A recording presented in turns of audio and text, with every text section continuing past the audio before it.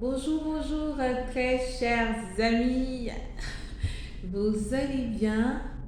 Moi, je vais bien. Je vais très bien, je l'espère pour vous. Aujourd'hui, j'aimerais qu'on revienne un peu ou qu'on réfléchisse un peu sur les hommages que nous rendons à titre posthume. On entend tellement de choses aux funérailles, surtout lors des oraisons funèbres. On entend des mots doux, des mots gentils. On se dit, mais waouh, la personne était une sainte alors.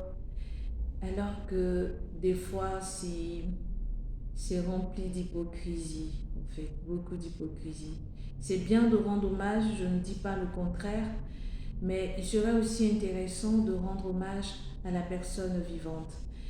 Il est plus bien que la personne entende ce que vous pensez d'elle avant sa mort.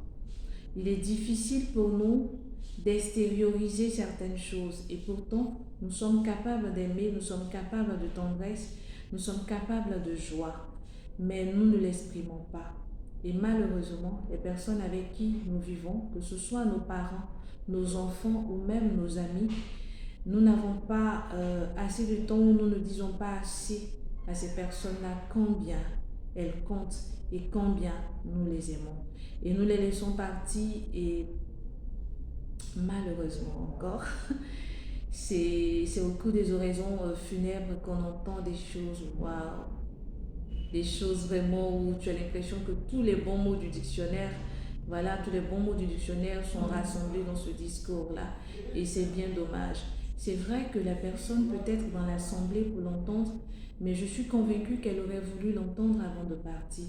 Elle aurait voulu entendre de la bouche de son époux, de son épouse, de ses enfants, de ses amis, qu'elle était une personne merveilleuse, qu'elle est une personne merveilleuse, qu'elle est une personne tendre, qu'elle est une personne gentille, qu'elle avait ou qu'elle a du potentiel.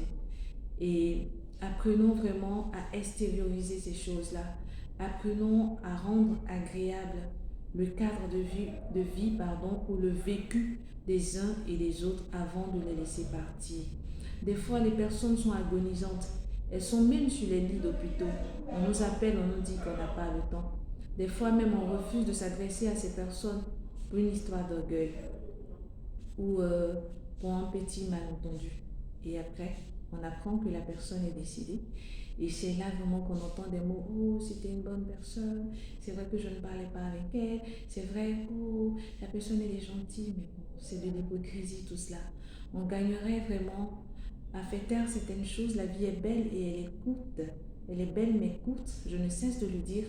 On gagnerait vraiment à rendre agréable notre vie sur terre, à être témoin de Jésus en diffusant ou en partageant l'amour autour de nous. Que Dieu nous aide à y arriver, car il est la base, le socle de l'amour. Soyons donc amoureux de la vie.